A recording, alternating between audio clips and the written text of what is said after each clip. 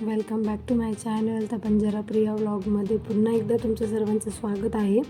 तर आज निघालो आहे त्र्यंबकेश्वर दर्शनासाठी। पाहुणे आलेले होते घरी, त्यांनासुद्धा दाखवायचं होते म्हणून मग निघालेलो होतो। तर पावसाळ्याचे दिवस आहे त्यामुळे इतकी हिरवळ आणि वरतून आहे ना त्र्यंबकेश्वरच्या रस्त्याने खूप सारे डोंगरसुद्धा लागतात। इतके मोठे मोठे डोंगर्स असतात ना, त्यामुळे त्याच्यावरून आता पावसाचे दिवस असल्यामुळे इतके मोठे मोठे म्हणजे छोटे छोटे असे वॉटरफॉल दिसत होते। इतकं सुंदर असं रम्य वातावरण दिसत होतं ना, खूपच छान। पण रस्त्याने पाऊससुद्धा चालू होता, थंड अशी हवासुद्धा चालू होती। पण ठीक आहे, चला दर्शनाला जायचं होतं त्याच्यामुळे मग निघालेलो आहोत। तर आता थोड्याच वेळात त्र्यंबकेश्वरजवळ पोहोचूनच जाऊ। तर हे रस्त्याचा व्ह्यू होता, तर नक्की बघा कसा वाटतोय, किती छान वाटतं हे सर, म्हणजे हिरवंगार बघायला असं खूप सुंदर दिसत होतं। तर त्र्यंबकेश्वरमध्ये पोहोचल्यावर तिथे पाऊससुद्धा चालूच होता। तर आहे ना, तिथं गाडीतून उतरल्याबरोबरच पार्किंगमध्येच ना काही बाया होत्या जे रेनकोट विकत होत्या। रेनकोट आणि मेन कापडासारखा एक कपडा होता तो विकत होते ते पावसासाठी पावसाने वाचण्यासाठी।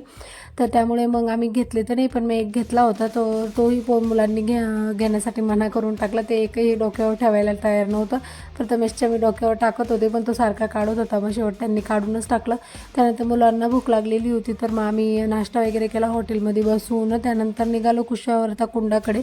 तिथे जाऊन आम्ही हातपाय वगैरे धुतले। पाणी थंड होतं, वातावरणसुद्धा थंड होतं, त्यामुळे मग आंघोळ वगैरे कोणीच केलेली नाही आहे। पण या पाण्यामध्ये आंघोळ केल्याने आपली रोगराई वगैरे दूर होतात। त्यानंतर असं म्हणतात की आपल्या मागचे सर्व कष्ट वगैरे भरपूर दूर होऊन जातात आणि आपल्याला जरा शांत असं वाटतं, शांत फील होतं। म्हणून मग पाणीसुद्धा खूप छान होतं, स्वच्छ केलेलं होतं कुंड पूर्ण, कुशावर्ता कुंड पूर्ण स्वच्छ होतं।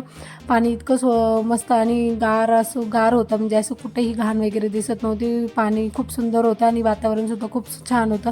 तर आम्ही सर्वांनी मग मुलं बघा निघायलासुद्धा तयार नव्हते पाण्यातून, त्यांना खूप मजा येत होती। प्रथमेश तो आंघोळ करण्यासाठी रडत होता का मला आंघोळ करायची म्हणून, पण मग नको म्हटलं त्याला। त्यानंतर मग आम्ही कुंडावरून आता दर्शनासाठी जाणार आहोत ना। आज होता रविवार, म्हणजे रविवारचा व्लॉग आहे हा। तर रविवारी गेलेलो होतो आम्ही त्र्यंबकेश्वरला, तर गर्दी पण खूप होती। तर मग आम्ही लाईनीत जेव्हा लागलो ना, तर मग तेव्हा आम्हाला कळालं का जवळजवळ इतकी लाईन आहे का 3-3.5 तास तर आम्हाला तिथे लागूनच जाईल म्हणून। आणि लागले पण ऑलमोस्ट आम्हाला संध्याकाळ झाली होती। त्यानंतर कुशावर्ताच्या बाजूलाच एक छोटंसं वरती असं साईडला कुंड पण आहे, त्याला जाळीने पूर्ण पॅक केलेलं होतं।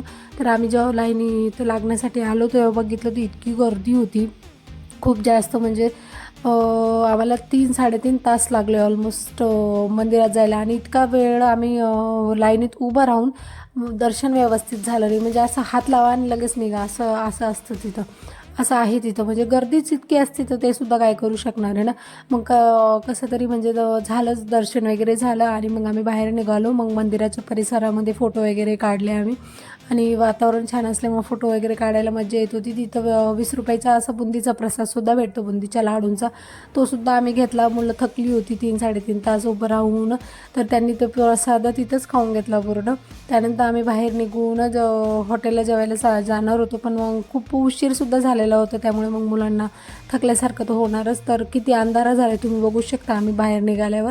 तर त्र्यंबकेश्वर दर्शन असं झालं आहे, गर्दीमध्ये सुद्धा पण झालं, व्यवस्थित झालं दर्शन। तर कसा वाटला आजचा व्हिडिओ नक्की सांगा। कशी वाटली माझी त्र्यंबकेश्वरची छोटीशी एक व्हिडिओ। तर चला घरी जायला निघालेलो आहोत। तर व्हिडिओ आवडला असेल तर लाईक, शेअर, सबस्क्राईब करत चला। आणि व्हिडिओ पूर्ण बघितल्याबद्दल तुमचं सर्वांचं धन्यवाद आणि नमस्कार।